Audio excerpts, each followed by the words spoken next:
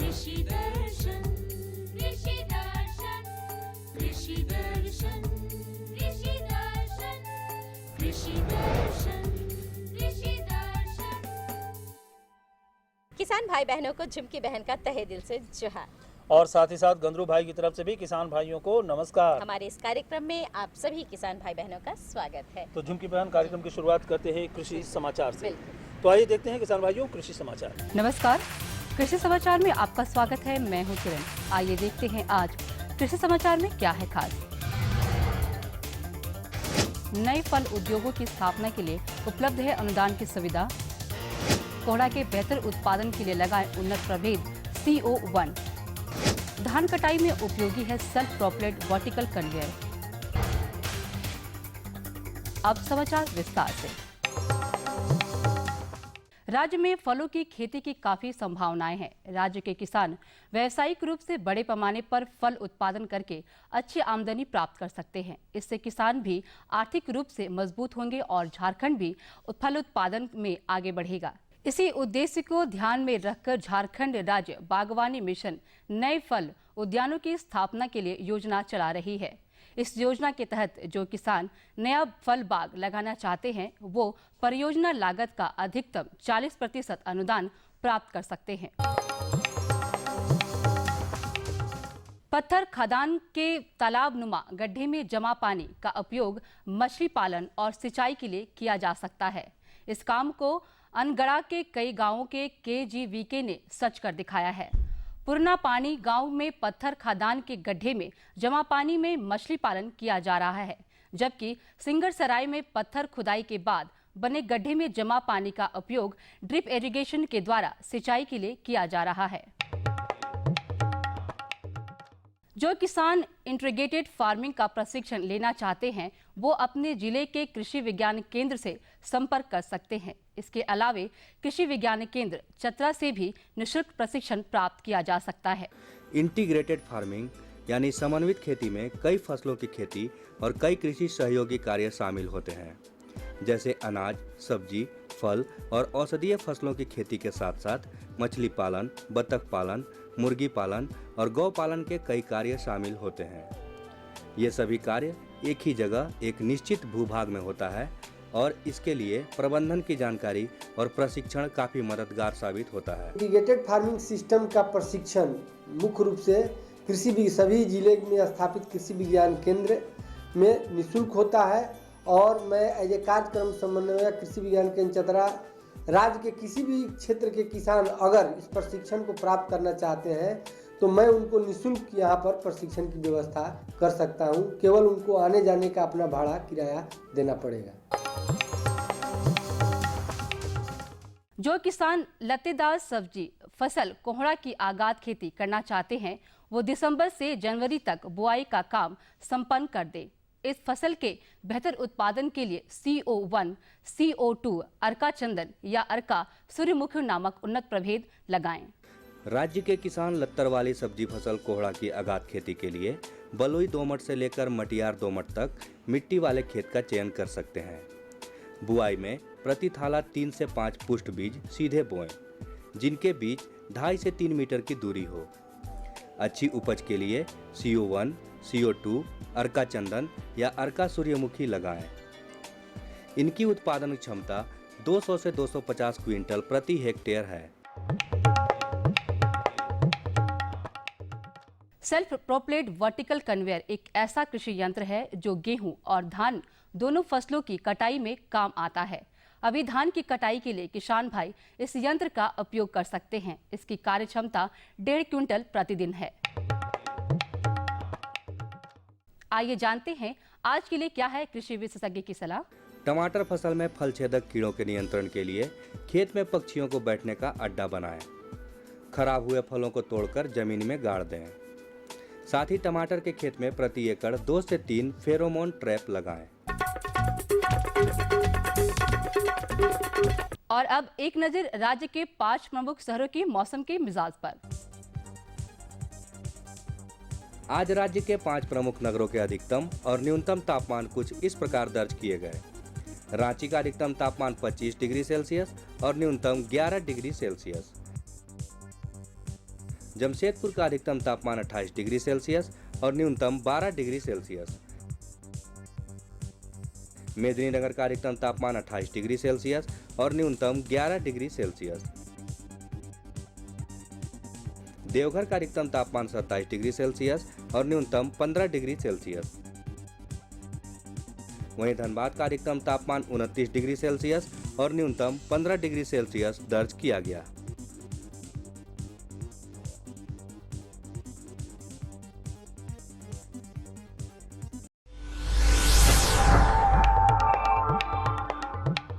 और अब मंडी भाव में आइए नजर डालते हैं अनाजों के भाव पर।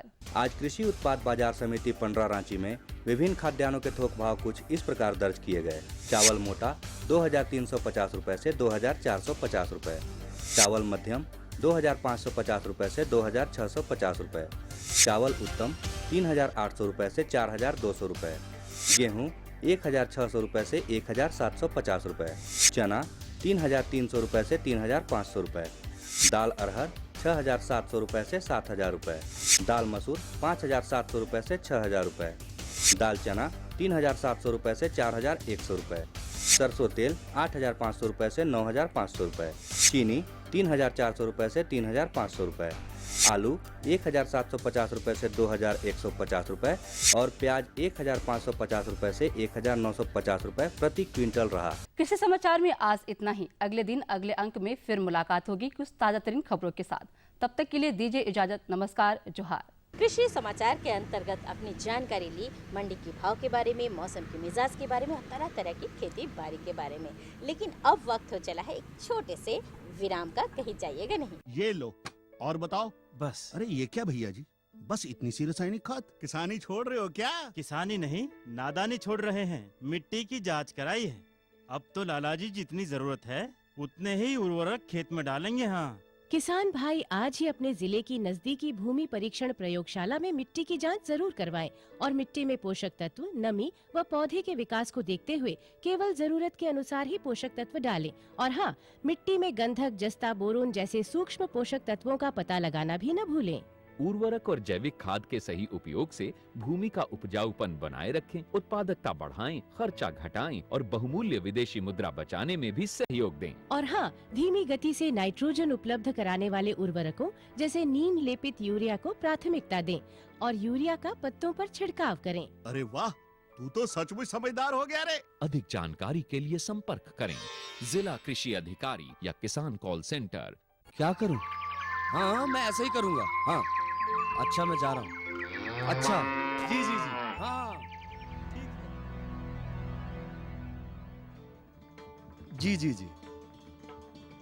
किससे बात कर रहे थे इतना हंस कर?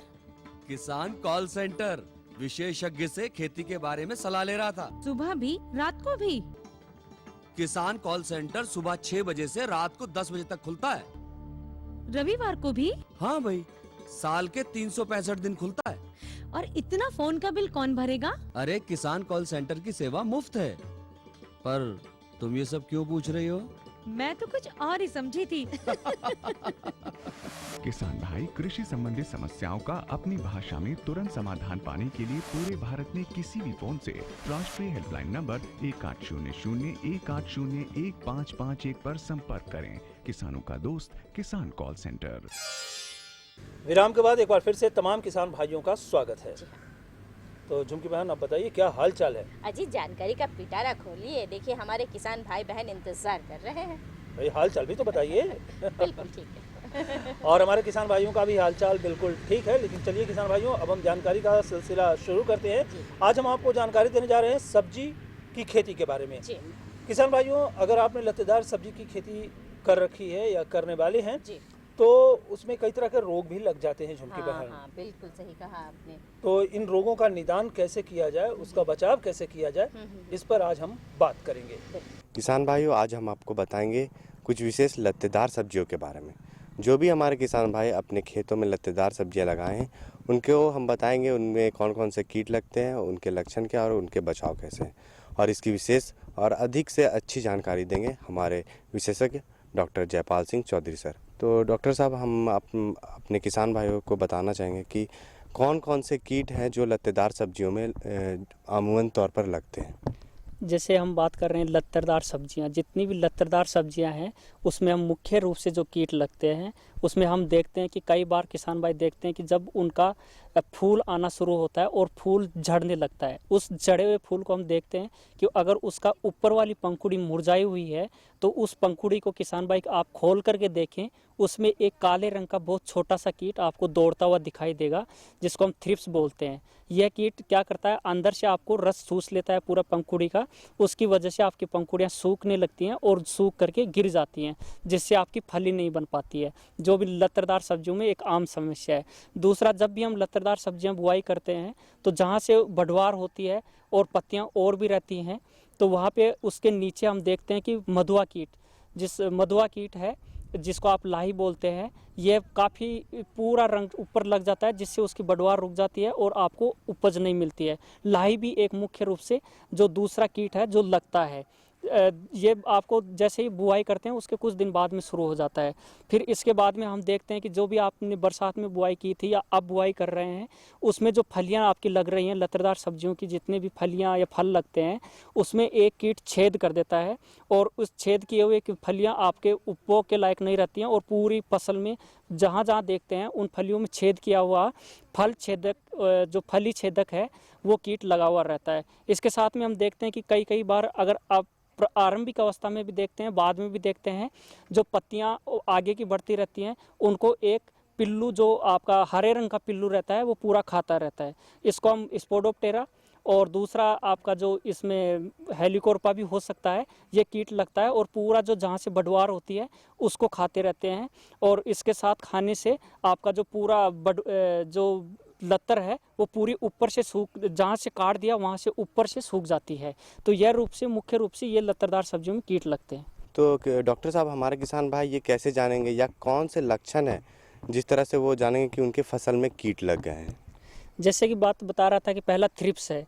अगर थ्रिप्स की, जैसे ही मैंने बोला है कि उसके जो फल है, जो आपका फूल आया है, उसको अंदर खोल करके और जहाँ से आपकी जो लत्तर बढ़ रही है उसके लास्ट वाले भाग में हम देखेंगे तो बहुत छोटा छोटा रंग का, काले रंग का एक कीड़ा जो फुदकता है वो थ्रिप्स होता है, जो रस चूसता है, खुरच करके रस चूसता है, जिसकी वजह से आपकी वृद्धि रुक जाती है। यह मुख्य कीट थ्रिप्स होता है। जैसे अब आपने पूछा है कि लक्षण क्या है, अगर किसान भाइयों को लक्षण पता लग गया है तो उसकी रोकथाम कैसे करेंगे। तो इस कीट की रोकथाम के लिए जो येलो स्टिक ट्रैप्स हैं, जो पीले रंग का ट्रैप्स है, वो अगर आप मार्केट से ले रहे हैं तो बढ़िया बात है। अगर आप नहीं ले पा रहे हैं तो आप सिंपली घर में भी इसका प्रयोग कर सकते हैं। जहाँ पे भी पीले रंग का आपका जो भी कोई पदार्थ है या पॉलीथीन है, उस पे आप थोड़ा ग्रीस या कोई चिपचिपा पदार्थ लगा करके और खेत में ले जा करके जहाँ पे आपने लत्तरदार सब्जियां लगाई हुई हैं वहाँ पे उसको लटका दीजिए। लटकाने पे हम देखेंगे कि उस पे जो थ्रिप्स है ये उसकी तरफ आकर्षित होता है। आकर्षित होते ही वहाँ पे जो लगा हुआ जो आपका स्टिकी पदार्थ है उसकी वजह से वहाँ पे चिपक करके आपका थ्रिप्स और भी जो काफ़ी कीट है वो वहाँ पे मर जाते हैं। तो पहला थ्रिप्स का जो ये आपका लक्षण है और उसका उपचार, बचाव जो हम कर सकते हैं। लेकिन अगर कीट का प्रकोप ज़्यादा बढ़ रहा है तो उसकी बजाय आपकी फसल को भी नुकसान करता है, तो उसके लिए आप एक तारा नामक जो दवा है, एक तारा को 1 ग्राम दवा को 3 लीटर पानी में मिला करके एक छिड़काव करें। इसके छिड़काव के बाद में अगर समस्या फिर भी है तो रीजेंट नामक जो दवा है उसको 1 ml दवा को 1 लीटर पानी में मिला करके एक छिड़काव करें। इससे आपकी ये जो कीट की समस्या है और सही निदान के साथ में इसका छिड़काव करने से ये कीट पूर्णतः नियंत्रित हो जाता है। जैसे और भी हम दूसरे की कीट की बात कर रहे हैं, अगर पहचानने की, जैसे आपने पूछा है लाही, जिसको किसान आराम से पहचान जाते हैं, और लाही की जो रोकथाम है उसके लिए आप ज़्यादा एक ही छिड़काव, जो अगर आप रोगर का 2 ml को 1 लीटर पानी में मिला करके या इमिडाक्लोप्रिड, अगर लग रहा है कि इसका कीट का प्रकोप बहुत ज़्यादा बढ़ रहा है तब इसका छिड़काव करें। अगर कीट यहाँ कुछ जगह में लगता है तो उस कीट के जो कीट ग्रसित भाग है उसको आप काट करके नष्ट कर दें, तो ये कीट आगे नहीं बढ़ेगा। अगर ज़्यादा बढ़ चुका है तो जैसे मैंने बोला है कॉन्फिडोर 1 ml को 3 लीटर पानी में या फिर रोगर 2 ml को 1 लीटर पानी में मिला करके एक छिड़काव करेंगे तो ये कीट पूर्णतः नियंत्रित हो जाएगा।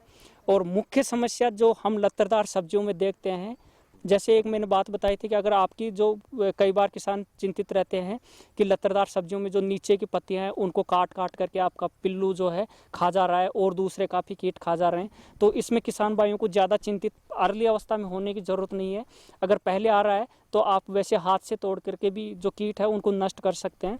अगर प्रकोप बढ़ गया है तो उस अवस्था में आप एक छिड़काव इस कीट की रोकथाम के लिए लार्विन जो बाद में फली छेदक के लिए कर रहे हैं उसका पहले अवस्था में एक छिड़काव एक जो ग्राम दवा है उसको 1 लीटर पानी में की दर से मिला करके एक छिड़काव कर दें, तो उससे ये सारे कीट आपका नियंत्रित हो जाएगा। और आगे भी जो कीट जो बाद जा करके फली में छेद कर रहा है वो अर्ली अवस्था से ही आपका नियंत्रित हो जाएगा। और एक एक मतलब प्रत्येक कीट का आपको अलग अलग उपाय है और सबको अच्छे तरह से पहले लक्षण जानना है और उसके हिसाब से ही उसका उपचार करना है, उसके लिए बचाव की तैयारी करना है। और हमारे किसान भाइयों को हमारे विशेषज्ञ ने बहुत ही अच्छी जानकारी दी, उसके लिए आपका बहुत बहुत धन्यवाद सर। नमस्कार। तो इस विषय पर जानकारी दे रहे थे हमारे विशेषज्ञ डॉक्टर जयपाल सिंह चौधरी जी। तो झुमकी बहन, और भी हमारे पास जानकारी है, लेकिन उस जानकारी से पहले हम यहाँ पर लेंगे एक और छोटा सा विराम।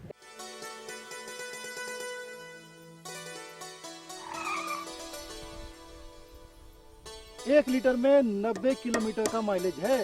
वाह भैया, पेट्रोल तो बचा रहे हो, लेकिन पानी के बारे में क्या सोचा है? अरे सामू, पानी के पैसे से ही तो गाड़ी खरीदी है। क्या पानी के पैसे से? हाँ, सूक्ष्म सिंचाई अपनाकर मैंने पानी बचाया। इस विधि से सिंचाई करने से 75 से 85% तक जल की उपभोग क्षमता बढ़ गई, जिससे सिंचाई करने पर 30 से 50% तक सिंचाई जल की बचत हुई। तो क्या हम भी इसका लाभ उठा सकते हैं? राज्य के सभी किसान इसका लाभ उठा सकते हैं 90% अनुदान के साथ, और साथ में बैंक ऋण की सुविधा भी उपलब्ध है। तब तो हमारे खेतों में आएगी हरियाली और हमारे जीवन में आएगी खुशहाली। विराम के बाद आप देख रहे हैं हमारे साथ जुड़ चुके हैं बुधना भाई। तो जोहार बुधना भाई। हाँ जोहार। पहले ये बताओ कि कैसा चल रहा है खेती बाड़ी? खेती बाड़ी तो ठीक है चल रहा है जून। हाँ। मगर एगो ना क्या बोलते हैं उसको कि रबी फसल में एफिड का रोग लग जाता है, उसका प्रबंधन कैसे करेंगे ये जून बता दीजिए। बहुत बढ़िया, बहुत हो गए बढ़िया। हमारे बिल्कुल बिल्कुल, और जान रहा है, कीटों का नाम भी जान रहा है। और हम किसान भाइयों से भी कहना चाहेंगे, किसान भाइयों आपके सामने भी एक ये बहुत बड़ी समस्या है। अगर एफिड लग जाता है आपके रबी फसल में तो रबी फसल बर्बाद हो सकती है, उसको नुकसान पहुंच सकता है और इसका बचाव बहुत जरूरी है। तो क्यों ना हम धर्मा उरांव जी के पास चले और इस विषय की जानकारी ले लें। नेकी और पूछ चलते हैं। आज हम आए हुए हैं केवी के चतरा में और जानेंगे कि एफिड प्रबंधन हमारे किसान भाई कैसे करेंगे। इस बारे में जानकारी देने के लिए हमारे साथ मौजूद हैं वैज्ञानिक धर्मा उरांव जी। धर्मा जी, अभी ठंड का मौसम आने वाला है और ऐसे में लाही का प्रकोप सभी फसलों पे अत्यधिक होती है, तो सबसे पहले बताइए कि हमारे किसान भाई जो लाही का प्रबंधन करेंगे कैसे करेंगे। तो सबसे पहले किसान भाइयों को बताना चाहेंगे कि अभी हम लोग का रबी फसल चल रही है, तो रबी फसल जो ठंड लगने के कारण हमारी फसल में लाही का प्रकोप बढ़ जाता है। तो लाही एक नवजात शिशु छोटा कीड़ा होता है जो हरे रंग की होती है या भूरे रंग की होती है या काले रंग की होती है।